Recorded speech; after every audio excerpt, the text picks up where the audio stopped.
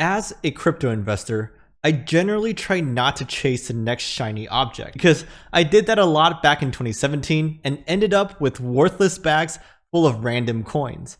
But every once in a while, a new project gets so much organic buzz that it cannot be ignored. For me, this was the OMI token by Ecomi. Not only did an old friend of mine reach out about this project, but I also saw it shared on Instagram by this guy called Credit, and also both Andre Geek and Logan Paul said they invested in it. OMI, this is not financial advice.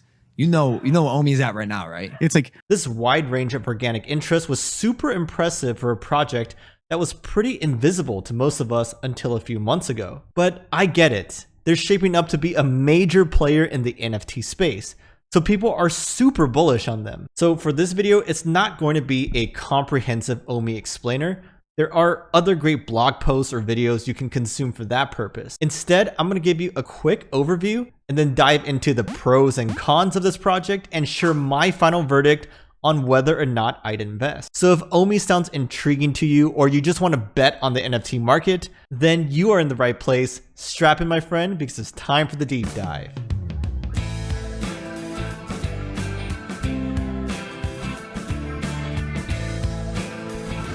Hey folks, Kevin here from BFB, and I left timestamps down below for you if you'd like to skip around.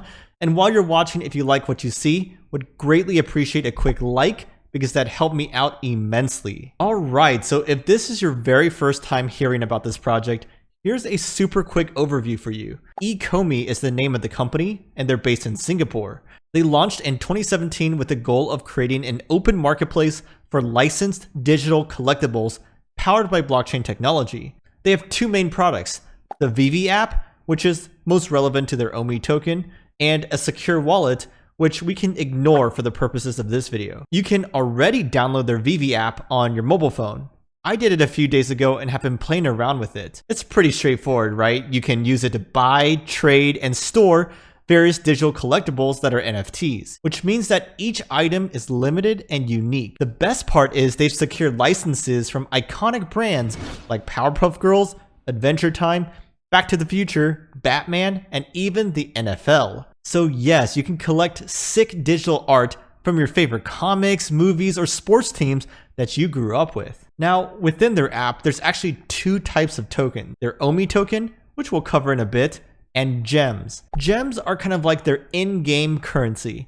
It's what you use to actually buy the collectibles, and each gem is worth $1. The point is to let users buy stuff with a stable currency rather than something that is super volatile in price. Gems only exist and have value within the VV app. By the way, you don't have to buy gems with crypto. You can buy them with Apple Pay or Google Pay, so newbies who know nothing about crypto can still participate. OMI is their cryptocurrency, but it pretty much operates behind the scenes. As a user, you don't even have to deal with OMI unless you choose to convert it for gems. Basically, when you buy or use your gems, it triggers a complex process in the background where OMI tokens are moved through several wallets and burned permanently. So while we interact with gems, it's actually OMI that's being used to purchase the NFTs. Oh, and fun fact, OMI actually runs on GoChain, some little known blockchain that's used by a handful of enterprises. But yet you can trade OMI on Uniswap, which runs on Ethereum. How's that supposed to work, right? Well, they do this by providing a tool to swap between OMI tokens and wrapped OMI tokens. Alright, that was my 1,000 foot view of the Ecomi project. I glossed over a lot of details, but I made sure to hit the key points for you. Basically, they've built their own shop and marketplace for NFTs that they make and they have the rights to. And their token is used to purchase those collectibles through an automated process behind the scenes. Now for the fun part, where I share my list of pros and cons that I found when researching this project. And be sure to leave a comment down below if you agree or disagree with any of them, because I'm definitely not perfect and could have made a mistake. So if you write below, we can all learn and discuss together. I gotta start off with how impressed I am from their collection of brand licenses. The list includes DC Comics, Cartoon Network, Capcom, Warner Brothers, with many more to come as they look to acquire more licenses. This is a huge strength because the licenses serve as a moat per se.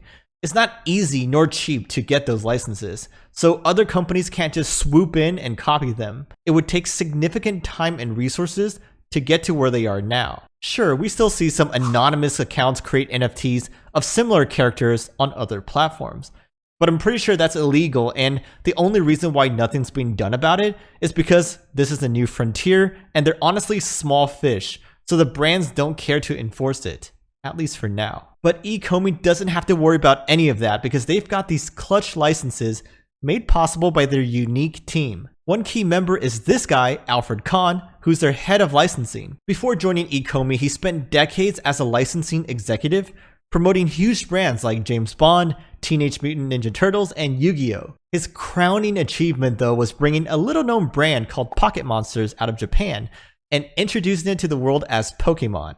I just gotta say thank you, Alfred, for all that you've done. With the help of his connections and eminence, Ecomi will be able to get the licenses they seek more effectively than any other company in the space. Now, personally speaking, I'm not a huge fan of NFTs that are just a picture or GIF, but Ecomi's NFTs are different. They have an augmented reality feature where you can view your 3D collectible through your phone as if it were standing in front of you in the real world. Here's a great example of someone checking out their Batman figure using the Vivi app.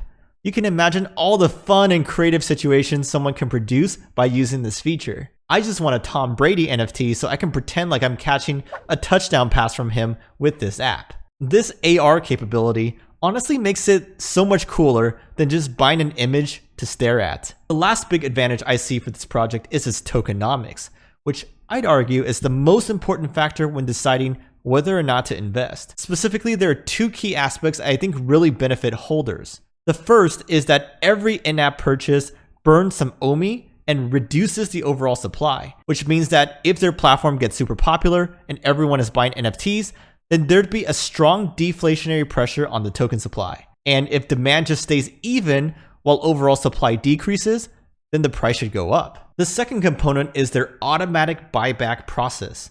Basically, whenever someone buys a new NFT or gems, a percentage of that sale is added to the buyback fund, which automatically buys OMI from exchanges to keep their reserve topped up. This is great for price because now there's a constant bid for OMI on the public market, which should support the price pretty well. Not a guarantee, of course, but that's the theory. So those were my pros, and everything probably sounds super rosy right now. But before I get to my juicy cons, I want to give a quick shout out to our sponsors for this video, Rubic.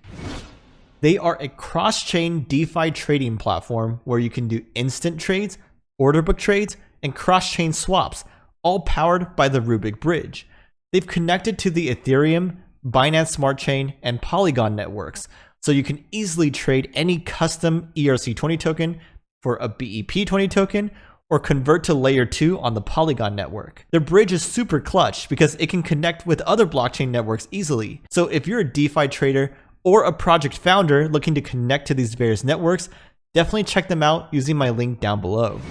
Alright, back to OMI, and the first aspect I don't like is their initial token distribution. If you look at this breakdown, you'll see that only around 15% of their tokens were available for the public sale, and 40% was set aside for the team and for business development purposes. So the team controls more than twice as much OMI as token holders do. Not a great proportion in my mind. I like it when regular investors collectively own a larger chunk of the total supply, so it protects them from being dumped on. Second thing I don't like is that it's just hard to buy their token. It's only available on random exchanges like Bitforex, Ascendex, and Gate.io. Pretty small no-name exchanges that I'd be hesitant to trade on. You could buy the wrapped version on Uniswap, but then you'd have to go through the ChainSwap tool to change it to native OMI, which is just a hassle. I'd be willing to bet that had there been more exchange listings, their token would have rocketed even more, since there must be some traders who want to buy OMI, but decide not to since there's not a convenient way to do so. Now, during the pros portion, I gave their app a lot of props for having fancy AR features, but I do have several gripes about the current state of the app though, like all of their collectibles are sold out, even the ones from their most recent drops. I mean, I get it, they want to create scarcity to drive demand, but come on, throw us a bone here so we can get something small to play around with. Or else we're just going to be staring at the app and we'll lose interest after a while. This wouldn't be a problem if their marketplace was operational, but that's been under maintenance for as long as I've had the app, so I can't even check it out. And lastly, as of right now, you can only trade OMI tokens for for gems and not the other way around. So all the value you put into the app is locked in there. This means that sure, you can trade your rare Batman NFT for 10 times the amount of gems, but you can only use that to buy other collectibles.